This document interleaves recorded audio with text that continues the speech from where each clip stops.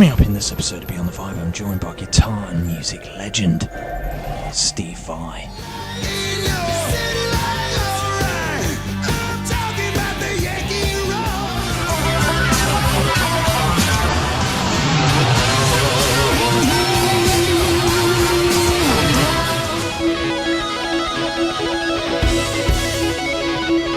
The word came out that David Lee Roth was looking for a guitar player, and this inner kind of impulse or instinct said, that's your gig. And I thought, that's not my gig. That's like the most coveted guitar gig in the world right now. Nobody knows me. And the little voice said, it doesn't matter, it's your gig, so get ready. If you do that, in order to be successful, you have to do this. That always made me feel a little sick, especially if what was deemed successful was not in your wheelhouse. Like I could do it. If I'm very good at listening, dissolving something and then spitting it out. I could make a pop sounding record, but it's not going to be authentic. You need authentic pop people to do that.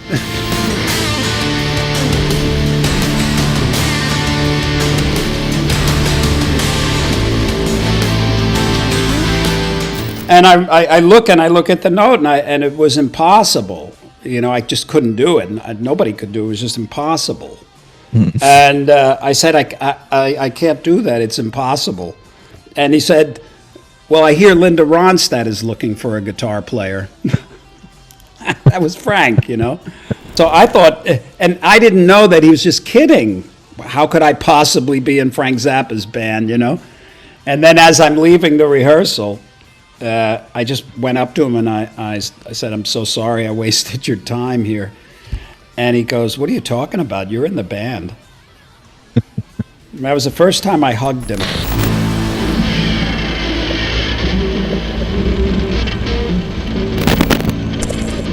So I'm here with Steve Vai.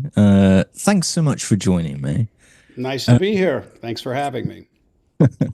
Of course, you've had such an incredible career and, everybody regards you as, such an amazing guitarist, but everybody has to, of course, start somewhere. So take me back to, the very beginning. What was that thing for you that made you want to pick up the guitar in the first place?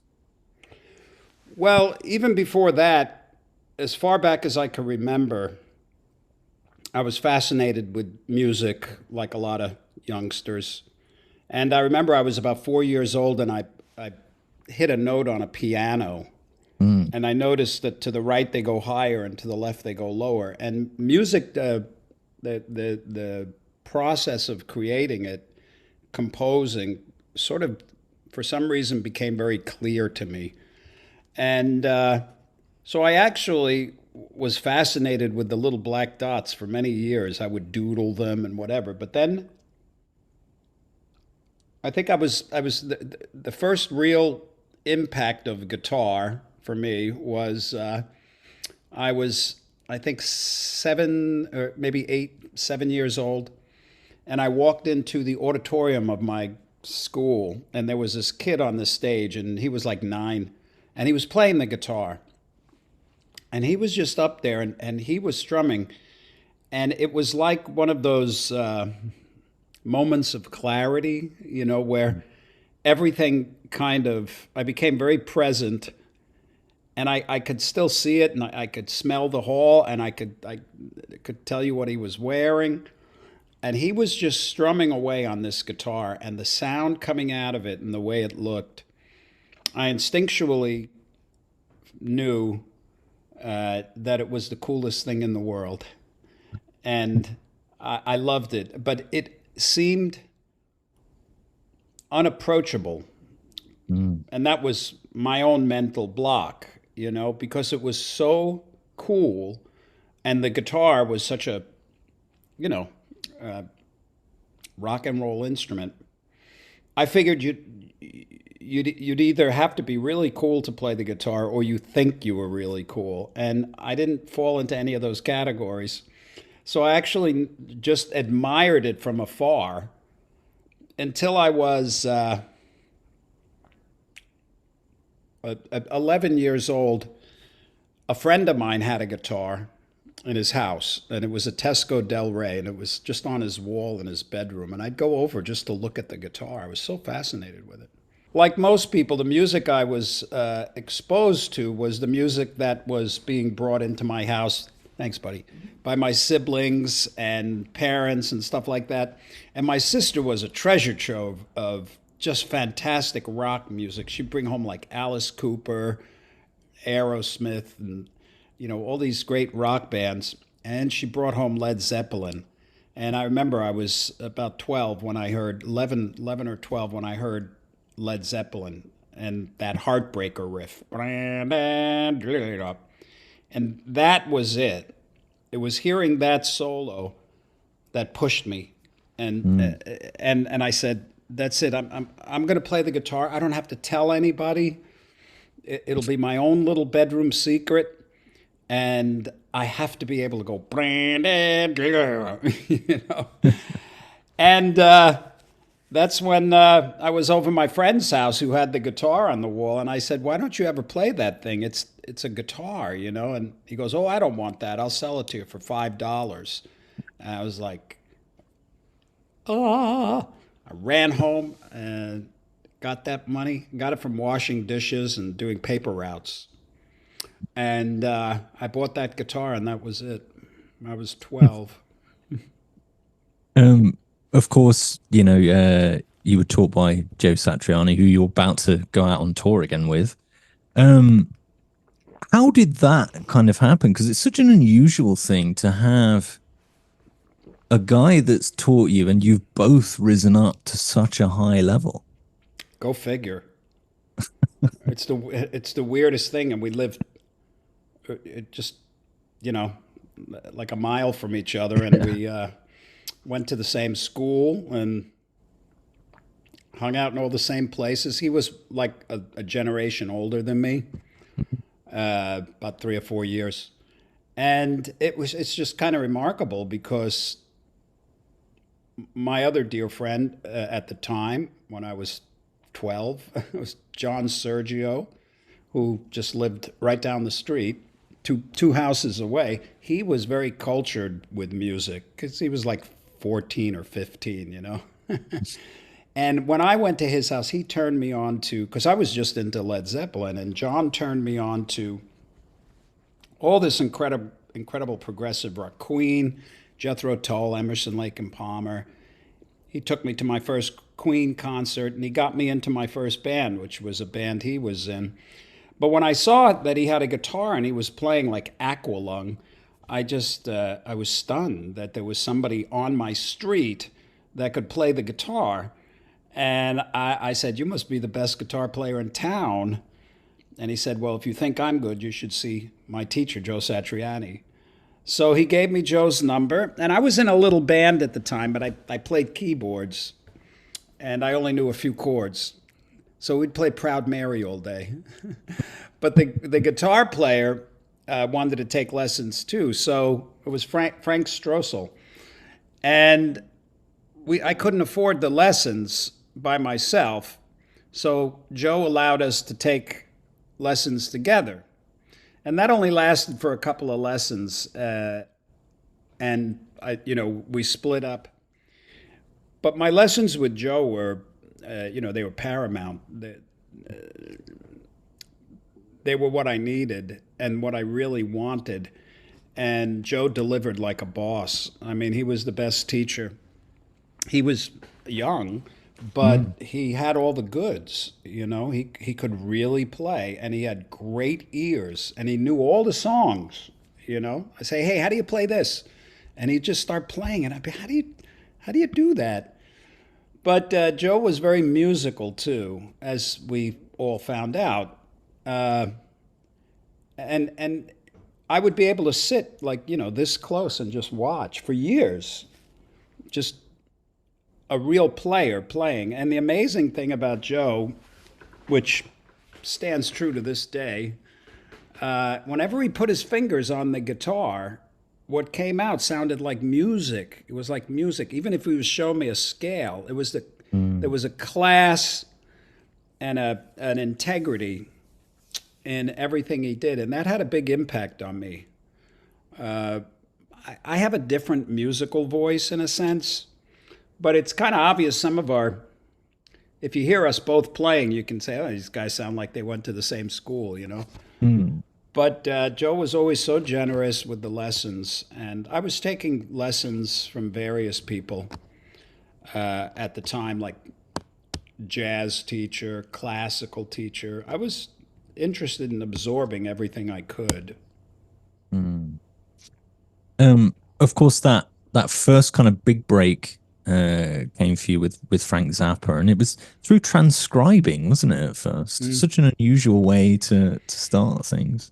It would be unusual for anybody but Frank, you know, because Frank was a composer, you know, and he used any means necessary to get his points across to his bands. He would explain things to you, what to play. He would show it to you, or he'd write it out and expect you to read it. And I was really into the little black dots. You know, I was composing and I was transcribing. And when I started hearing, the first thing I heard that really threw me into a loop was the black page, because it just did not sound like anything else before it, you know? And I'm like, what the hell is that? And I started at the time I started to communicate with Frank. You know, I actually was about 18 when I finally hooked up with him on the phone. And I had sent him a tape. He allowed me to send him a tape. I sent him some Edgar Varese scores, and I sent him a transcription of the Black Page. Mm. And I spoke to him after that, and he was, he seemed impressed, and he asked me if I'd like to come out and try out for the band, and I was like, whoa, what? I said, well, I'm 18, and he said, 18? Well, that's not going to work.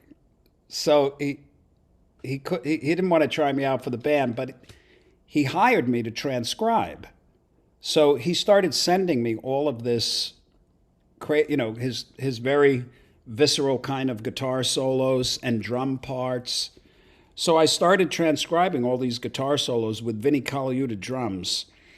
And then I moved out to California when I was 20, and I guess I was old enough then to audition for the band. But I was still transcribing through it all. And there was just something very, you know, everybody finds things that push their button, you know, that gives them that feeling of satisfaction or just like a reward. And, you know, for some people it's art, some people it's numbers, it's anything, you know, the little things that people do where when they're doing them, they just want time to stand still, you know, and they just love doing them. It's like their secret or something. And that was transcribing for me. I really loved it. There was just something very connective about hearing notes and writing them down and then finding the right rhythms. It incorporated my mathematical sensibilities, which was the only other quasi gift that I had. I was terrible, and I was a very, very average student in high school. Never really passed history. No interest whatsoever. And spelling and English, you know, I'm a phonetic kind of a guy. But when it came to math and music, I seemed to have some more clarity. So the transcribing really incorporates, the kind of transcribing I was doing incorporates intense math with the nested tuplets and crazy polyrhythms that are in it all. Can you recall kind of that first time that you either stood in front of him and auditioned or played in front of him? I mean, was there a reaction? I mean, I know that he didn't react to a lot of things, but did Well, he? Frank, my audition process took quite a while. It was years because I'd sent him tapes. I was too young. He was still kind of hearing me, and then finally, I mean, I had to play things over the phone for him when I was like 19. You know, there's that one passage in Wild Love, and it's real. It goes on, and I played that for him over the phone. And finally, when I had moved out there, he had a hard time with his manager in putting the band together, because I remember I was in the next room and I was spying on a conversation he was having with his manager. And his manager's like, you know, if you bring that guy, that kid, it's going to cost this much money. And, you know, and Frank, he said, I don't care. I'm bringing him. And I was like, you know. But before that, I had to audition. And, wow, he had kind of, it felt like Frank was kind of moody, you know, so he kind of flipped and was very strict, you know, in the rehearsal, in the audition. It was the band, it was a rehearsal. It wasn't like a line of people coming in auditioning for the spot. He just invited me to rehearsal and had everything was set up. So he gave me a list of songs to learn, and I learned them. And of course, all the songs he called out were none of the ones on the list, but I kind of knew a lot of them. And yeah, it was tough. It was really tough. He didn't make it easy. I mean, there's a funny video clip online of my explanation of that particular audition, you know. Yeah. When because Frank would just like play something cryptic, you know, and he'd say, play this, and you have to just watch it, and he'd say, okay, now play this, you know, he'd go, da, da, da, whatever it was, and then he'd go, okay, now play it, you know, and you're like, okay, and I remember he gave me something, and I played it, and then he goes, okay, add this note, and I added a note, and then he said, okay, now play it in reggae, because he would do that a lot. He would just change. He had signals he would give the band throughout the show, and one of them was this. And what that meant was, whatever you're playing, play it reggae, the Rastafarian. And if he went like this, it was two rosters, and it meant play it ska, you know. And that's just two. I mean, there was about a dozen, you know. And he was giving me these little things, and then he says, play it reggae. So I'm playing this line, and I'm thinking reggae. He goes, okay, now play it 7/8 reggae. And I thought, all right. You know. And then he said, okay, now add this note. Now, I didn't realize at the time he was just pushing me and taking the piss out of me a bit, you know, just to see how far, you know. And I look at the note, and it was impossible. You know, I just couldn't do it. Nobody could do it. It was just impossible. And I said, I can't do that. It's impossible. And he said, well, I hear Linda Ronstadt is looking for a guitar player. That was Frank, you know. So I thought, and I didn't know that he was just kidding. You know, I thought, that maybe she is. I was so naive and so innocent, you know. And I remember thinking, okay, well, that makes sense. How could I possibly be in Frank Zappa's band, you know? And then as I'm leaving the rehearsal, I just went up to him and I said, I'm so sorry I wasted your time here. And he goes, what are you talking about? You're in the band. That was the first time I hugged him. Of course, you know, the next big one, David Lee Roth. Quite a departure from what you had done previously at that point. Yeah. What was it just kind of, I mean, it looked like such a fun time for you guys. Was it just that kind of thing of, I want to do something completely different?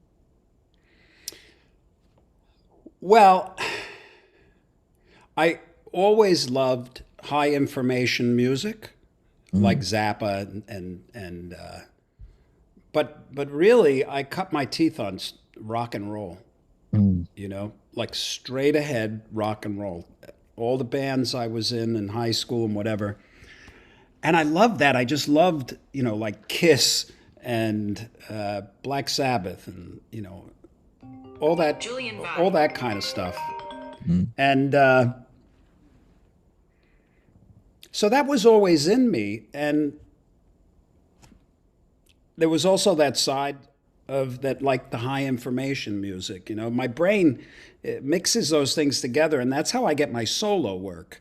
But when mm, it came time for something like Dave Roth, the weird thing about that, and I tell this story, was I was in my apartment in on Fairfax Street in Hollywood, and I don't know, 24. I had two roommates. Everybody's a guitar player. And the word came out that David Lee Roth was looking for a guitar player. And this inner kind of impulse or instinct said, that's your gig. mm, And I thought, nah, that's not my gig. That's like the most coveted guitar gig in the world right now. How, nobody knows me. And the little voice said, it doesn't matter. It's your gig. So get ready, you know. And I thought it was ridiculous, but then the phone rang and it was David Lee Roth, you know. So he had gotten my name from Billy Sheehan because I had released my first solo record, Flexible, and there was this crazy guitar-centric song called the Attitude Song that was kind of making its way in the guitar press. So I was kind of hot at that time. So I was a kind of a natural pick.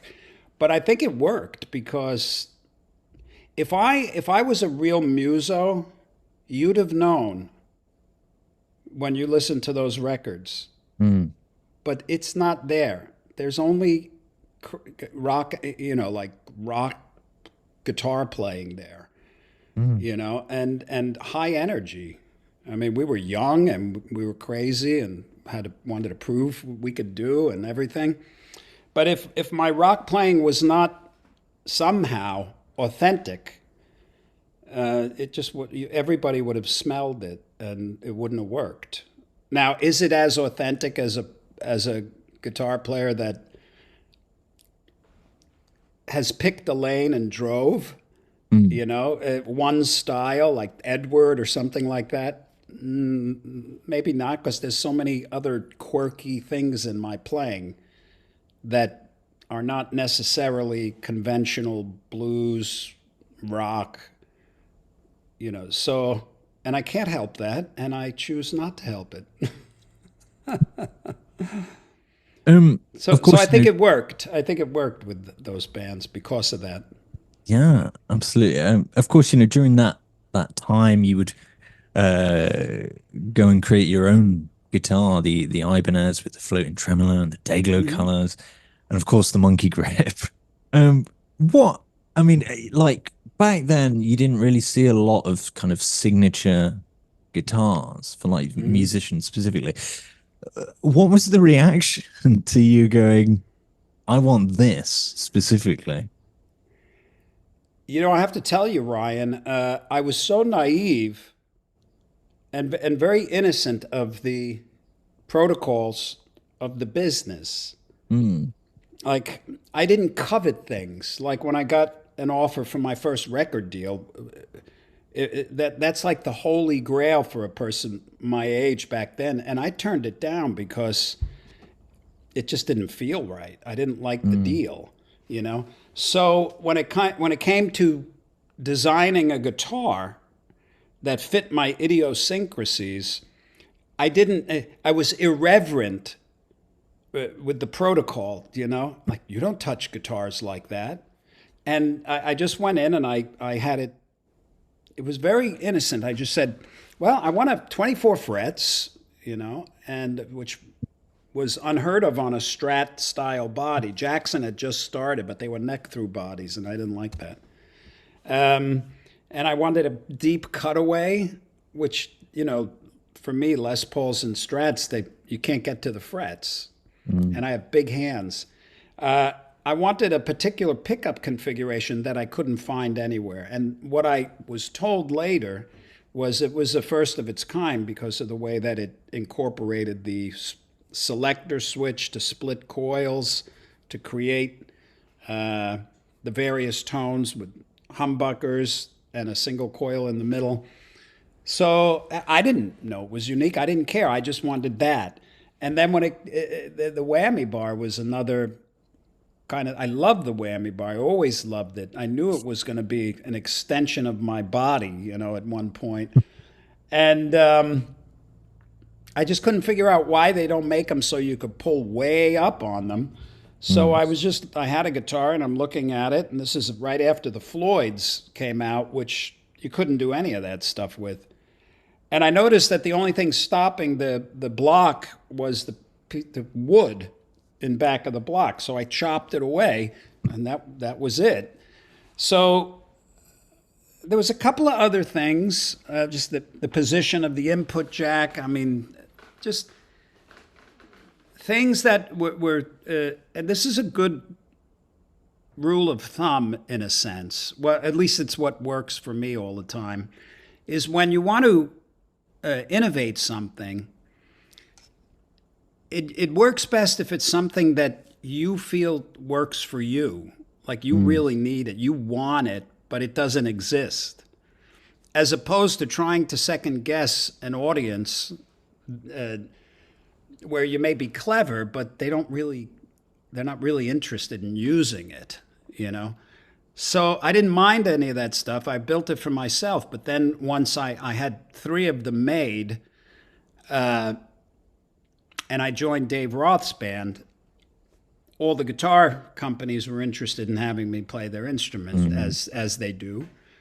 And I said, well, thanks, but I got this. I'm fine. And they were persistent.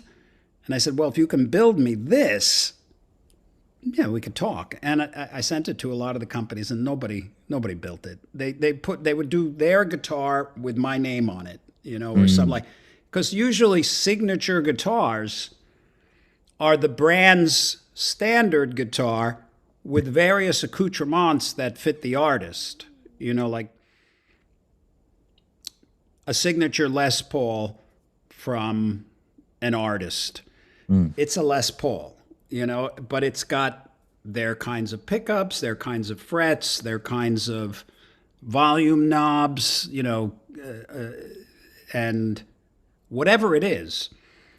But the Jem and the guitar that I had built, even before Ibanez, it wasn't a brand. It didn't reflect anything that existed.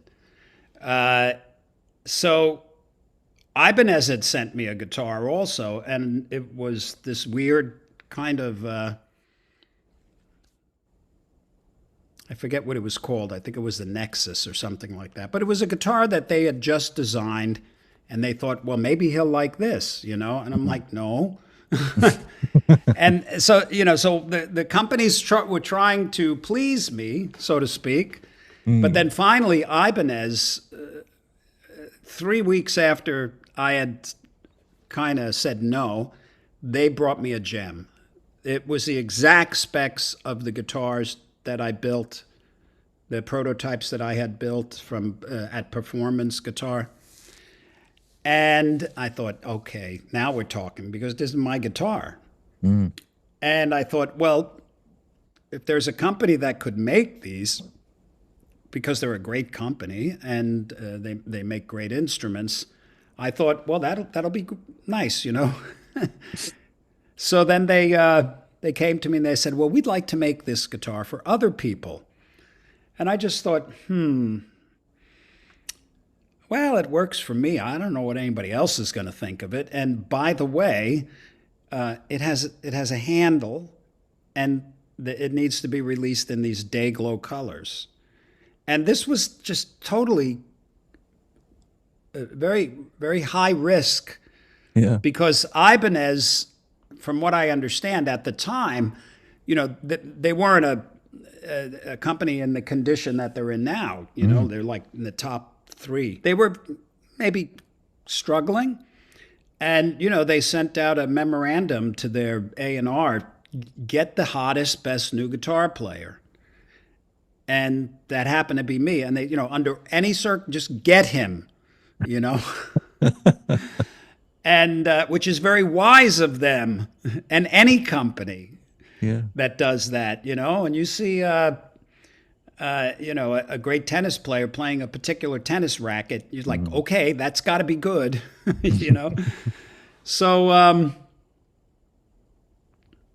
they approached me, and I made the guitar, and it was great. And then I said, yeah, but I want to release it in these Day-Glo colors with a handle. And Ibanez is a very conservative Japanese company, and they're like, what? And they, like me, kind of figured, well, we'll get a run out of this. Yeah. But boy, oh boy, it is the gift that keeps on giving. It's remarkable. I still can't even fathom the success that this guitar has had over the past 40 years now. Mm-hmm. It's just like manna from heaven, and it's just so nice to see that these quirky little ideas that I had were in fact attractive to other guitar players because I'm a guitar player, of course they are, but the thing is I approached them on an as-need basis.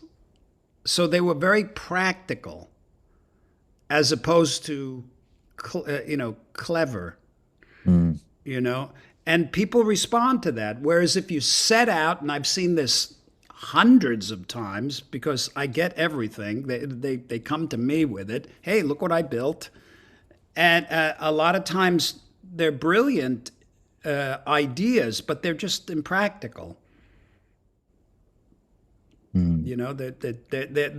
They're intellectually designed as opposed to kind of necessarily creative.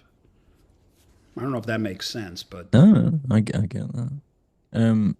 Of course, after David Lee Roth, you'd go on and join Whitesnake, and kind of just after that period, you'd release Passion and Warfare, which again is quite a departure.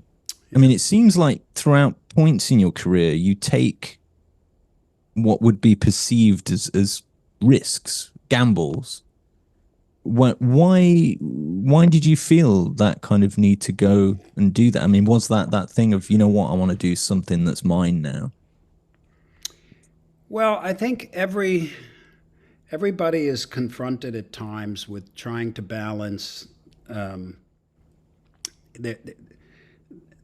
their economic contributions or their creative contributions with the things that just are impulsively creative to them that they feel they have to do regardless of which way the winds are blowing. And there's many times throughout my career that I think, well, is this going to work for the fans? Is this is this a hit or anything like that? And I knew early on that I was not a pop star and that my music was just not going to really be on the radio. I didn't have to cater to radio, so to speak. Like, radio, there's a certain accessibility that the music needs to have for the stations that generate to a lot of people, because most people, they just want good sounding, normal music. But, lucky for the diverse design of the universe, you get oddballs like me that can create things that they scratch an itch that a lot of other things don't reach. Like if there's so many artists like that. They're not the pop stars. But then, for me, to answer your question, I always felt uncomfortable chasing success.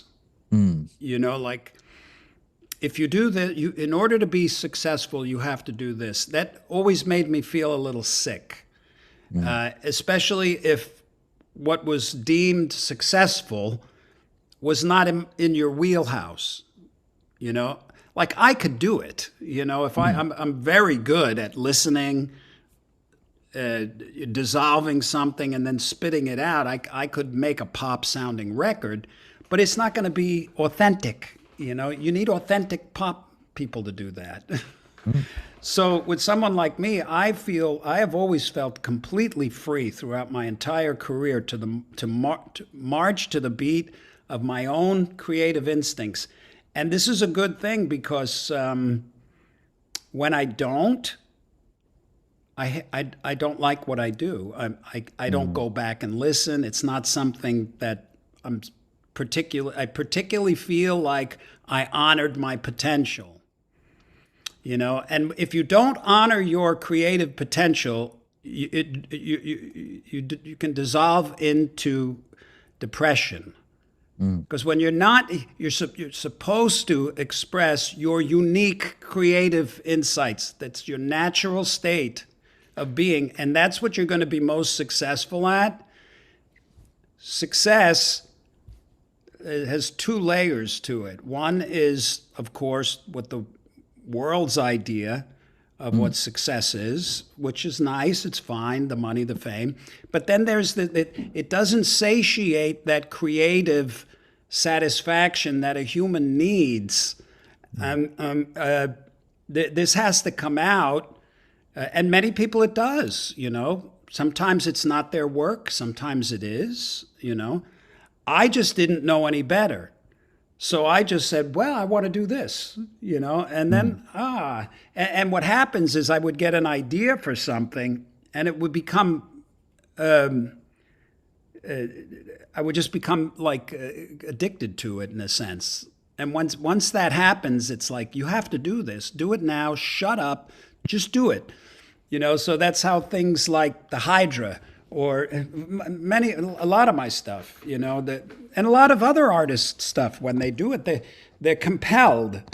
They're just, and you do it too, in your field. You know, there's things where you're purveying, and maybe this much of it is an assignment, and maybe that much is like, I want to write about this. This makes sense to me. I understand it. I have insight. I have solutions. I could write with integrity and authority. You see what I mean? Yeah, yeah. And that holds true for everybody. And it's a shame when people don't honor that their unique creative impulse. And the reason they don't is because they've been conditioned to believe that they're not worthy of it. No, I get it. It's that.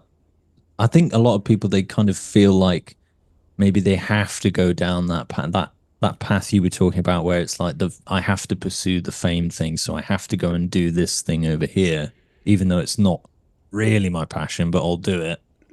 Yeah. And then I imagine they're not going to feel fulfilled at the end of it, you know. Well, they're not going to feel fulfilled even if they achieve success. As a matter of fact, success has a tendency to compound your foibles. So, you know, that you get people that can write these hit songs that they hate performing, and also they want to go and do something else when nobody's looking, you know. But that's not the case all the time, obviously. You got great artists, you know, that, like, I went to see Ghost last night, the band. Yeah. And I've seen them a bunch of times. I don't know why, but I love that band, you know, that the melodies and the intensity and just the sheer insanity of the whole production. It's just great, you know. Now there's a guy, Tobias Forge, that, you know, he had no choice. He was going to do what he was going to do, and nothing was going to stop him. And nothing was going to stop Prince, you know. So this is the potential, Now, when I say potential for everybody, you have to take success, that kind of success, out of the picture, and just consider personal satisfaction in the creative process. And this will generate the greatest personal sense of satisfaction and completeness. Now, of course, then the ego will come in and demand that it's so successful that it makes you rich. But really, the quality of what you do is based on your insight and your connection to what it is you're doing, your passion, so to speak. And when your passion flows into something, even if it's something simple that doesn't seem to matter, it matters. It matters because everything's connected. And the quality of your creativity is needed in the world. And that quality comes when you're inspired, inspirited, when you're connecting with things that feel natural to you, that feel fun, that give you that feeling of enthusiasm. And you're not projecting into the future. When you're in the throes of passion, creative passion, or any passion, I guess, you're not thinking of the future and how this is going to be received by the rest of the world, and how could it fail, and what if it fails? Well, if it fails, why am I even doing it? All these things, these are the obstacles to your creative joy. And whenever I've done something in the privacy of my own little laboratory, where I didn't know or care what the result to the world was going to be, I was enjoying the process of creating Little Green Men, or any of the things that really felt like I was in the throes of that creative passion while doing. I believe that's our natural state, And whenever and I've always enjoyed going back and listening to those things. But whenever I had an agenda, I got to have this kind of a song on the record so that at least maybe radio I'll have a chance. This was insane thinking, and I lost opportunities. You lose opportunities when you cheat yourself of your potential. No, I get it. Of course, you have that upcoming US tour, Surfing with the Hydra, with Joe Satriani, as we mentioned. It's your first time doing the collaborative tour in the States. Did you guys just kind of get a taste of it when you did the European leg? Well, the thing is, Joe and I have been able to come together and contribute on various things through the years. Sometimes it was like a G3 tour. Maybe we collaborated, or we worked on somebody else's song, where we contributed solos and stuff. And then we were doing the last G3 reunion, and we wanted to do a pretty robust tour, but Eric was booked, so we could only do a short tour. And then Joe and I thought, well, let's just you and I go out. But we had two bands, and it was just an organic kind of a thing that just started happening. We said, what if we make a song so when we go out, we have something we can play together? And that turned into, wait a minute, why don't we just do one band? And the whole thing came clear, and it's really great. And I think the timing is perfect because, through our whole careers, Joe and I have focused on our music, individually. But coming together like this was unique for me because I don't really collaborate songwriting or doing that kind of thing. I'm usually the master and commander of my own ship, and I control everything, as far as the music goes. And that's just the way I like to do it.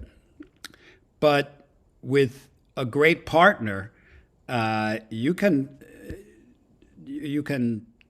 create better than yourself, you know?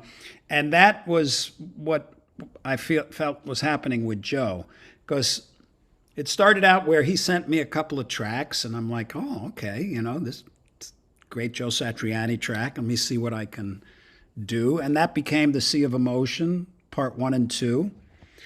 And then I put together part 3, which is kind of interesting because I used to go to lessons with him, and he had this reel-to-reel recorder. And he broke it out one day, and we recorded. And I was 13. Matter of fact, it was called Reflections on a Year and a Half, because that's how long I was playing. I think I was 13 or so. And probably like a decade later, Joe sent it to me. And it was just these little reels, And I had them transferred. I had it transferred, and it's like, I don't know, 15 minutes of Joe and I just sitting there playing this riff, So I took the main part of the riff, and I used it as an intro to this song, which was The Sea of Emotion Part 3. So you get to hear teenage Steve and Joe struggling through this little snippet, and then you hear us today creating this piece of music around that riff. It's really quite fun. And it was a wonderful process because Joe and I, in some ways, are very like-minded, So I would send him something like just chord changes. I sent him this one snippet that was like, I don't know, 15 seconds of just me play like on an iPhone. And he grabbed it and he wrote a section. Then he sent it back and I wrote a section. And then melodies started to emerge, and then solo. It was just, it's great, And I listen to the track now, and I think there's no way he or I individually could have come up with something like that. It needed both of us, A question I like to finish on that I ask every guest that comes on. It's a bit of a hypothetical one. If you could collaborate with one musician from the past and one from the present that you haven't collaborated with before, who would they be, do you think? Oh, it's the old, who would you like to work with, past or future? Past or present? To collaborate? Yeah, you could, or you could just play with them, or, somebody you admire, maybe. Well, I have to tell you, I just got asked that question recently, and the question was, if you could go out with any band, who would it be? And I had to think about it. My answer was Beat. Okay. The band I'm in, with Adrian Belew, Tony Levin, and Danny Carey, because I prefer to just be a solo artist. I like coming up with things and then directing everything. But so being in a situation where I'm contributing, like with Joe, there needs to be a threshold of interaction, and I definitely get that with Joe. And I don't know why. I think you brought this up in the beginning of this interview, that I seem to attract myself to challenges. I don't know why. I like that. And the beat music, which is King Crimson music, it's a real challenge. It's probably the top challenge I could take today for me. And I'm loving it. I love the guys. And I think, what other band could offer something like that? Now, there isn't any. For me, which, there's some bands I'd love to just tour with. I remember many years ago, there was potential talk of Alice Cooper putting back together the $1 Billion Babies band. And this is like 35 years ago or something. And it was floated out that I would take, Mike Bruce's place. And that was really exciting to me because I love the music. But it Mm. would something like that would have been a one-off, and something like if I was to do something like that today, like if I don't know a big band, Mick Jagger or something like that, I might do something just for a short clip for the fun of it. Mm. Or if it might, sometimes these things translate into boatloads of money, and everybody's got a price, but that actually hasn't happened. It's yeah, Beat is the band. I love that band. Oh, that's great, man. Well, thank you so much for joining me. And of course, for those out there, you can grab your tickets for the Satch Vai Surfing with the Hydra tour via the link in the description below. Thanks so much. I really appreciate your time. And thank you so much. Really appreciate it, Ryan.